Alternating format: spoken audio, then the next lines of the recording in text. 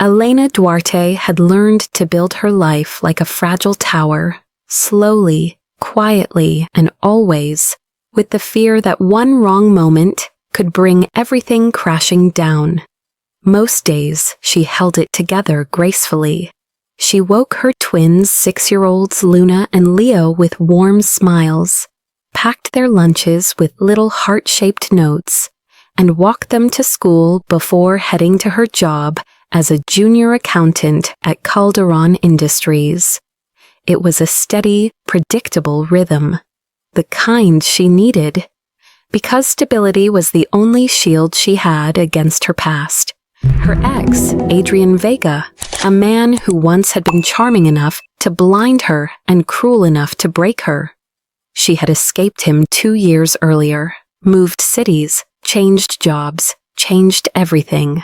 The only constant were her twins, and the fierce, unshakable love she had for them. She was still adjusting to her new life when the unthinkable happened. They met him, Mateo Calderon, the billionaire CEO, the man everyone whispered about, in awe, the visionary whose name appeared in magazines, the heir to a global empire, and the father her twins had never met, though not biologically. But it didn't matter, because Luna and Leo adored him from the moment he crouched down to pick up Leo's dropped crayons in the company hallway. Elena remembered the scene vividly. She had been carrying a stack of reports when she saw her twins racing toward her after school, their small backpacks bouncing. They were laughing, chasing each other, until Leo tripped, sending crayons rolling across the polished floor. Before she could reach him, a tall figure had stepped forward. Mateo. He knelt gracefully, gathering the scattered crayons.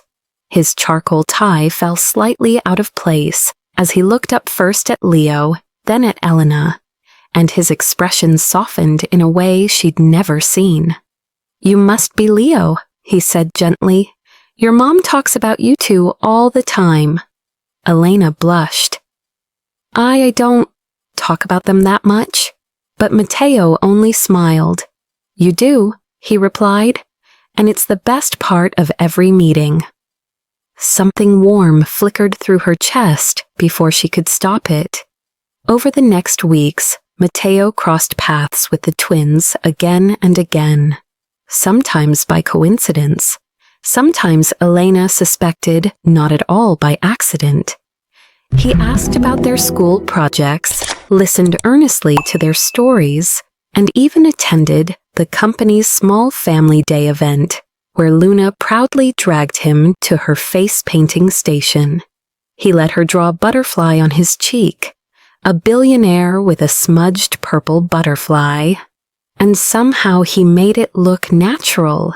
It didn't take long for the twins to adore him, and it didn't take long for Elena to start fearing what that meant.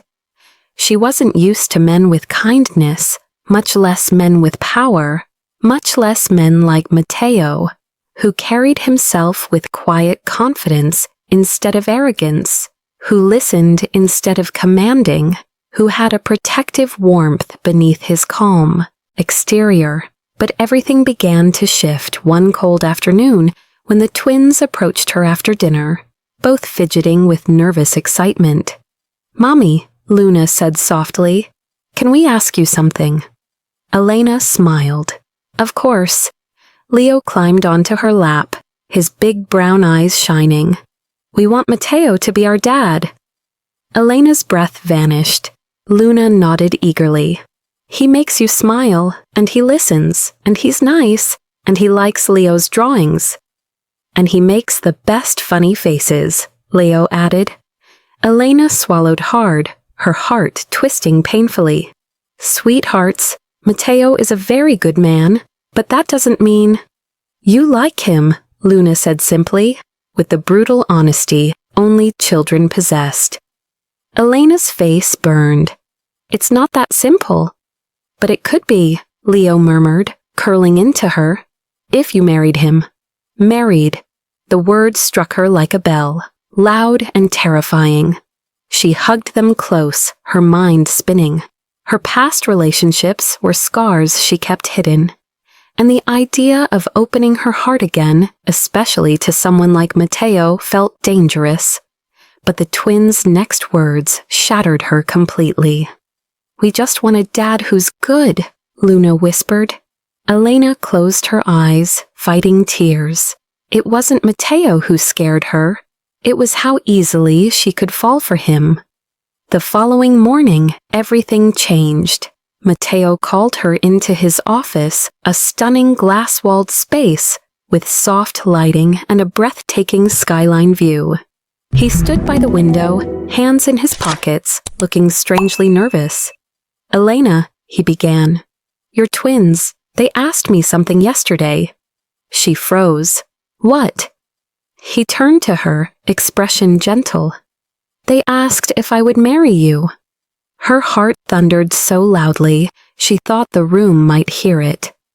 "I told them," he continued softly, "that important things like that should be talked about between adults first." She swallowed, voice trembling. "I'm so sorry.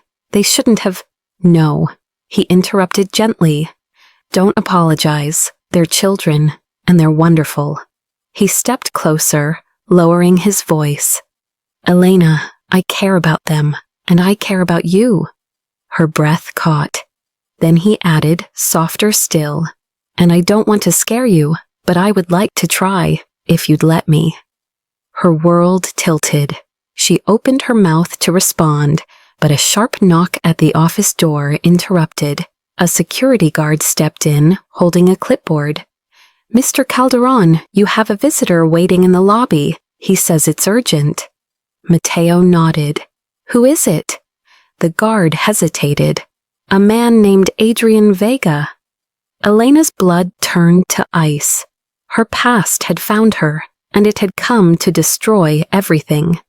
Elena felt the world spin beneath her feet, her fingers trembling violently. She backed away from the desk instinctively, as if the name itself were smoke. She couldn't breathe. Matteo's eyes sharpened. Instantly, "Elena, who is he?" She shook her head, her voice barely a whisper. "He's my ex." The door was still open. Anyone could hear. She felt exposed, raw, scared in a way she hadn't felt in years.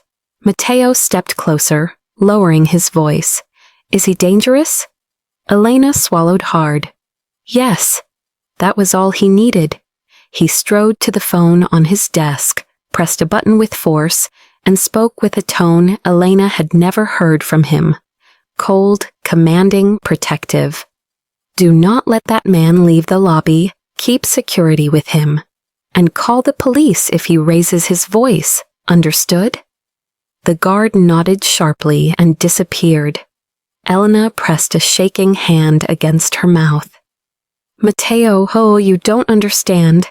Adrian doesn't just go away. He gets inside everything, your job, your home. He finds ways to make you break."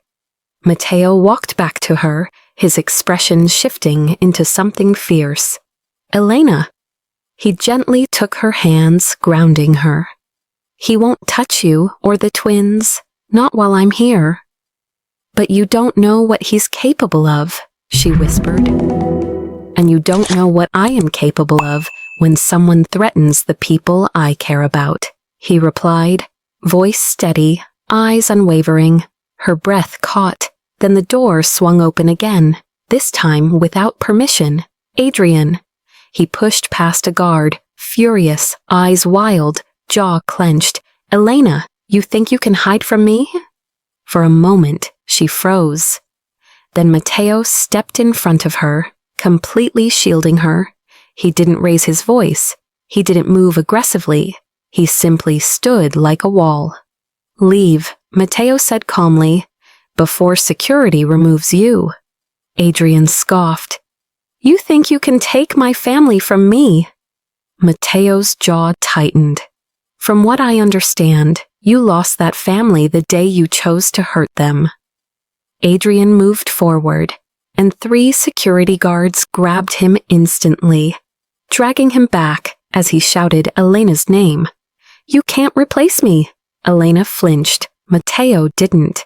He stood there, unmoving, until the shouting faded down the hallway and the door finally closed. Only then did he turn to her. "Elena," he said softly, "this ends now. You're not alone anymore." Tears spilled silently down her cheeks, because she felt it in his voice, in his presence, in the way he protected her without hesitation. He wasn't doing it out of obligation. He was doing it out of love.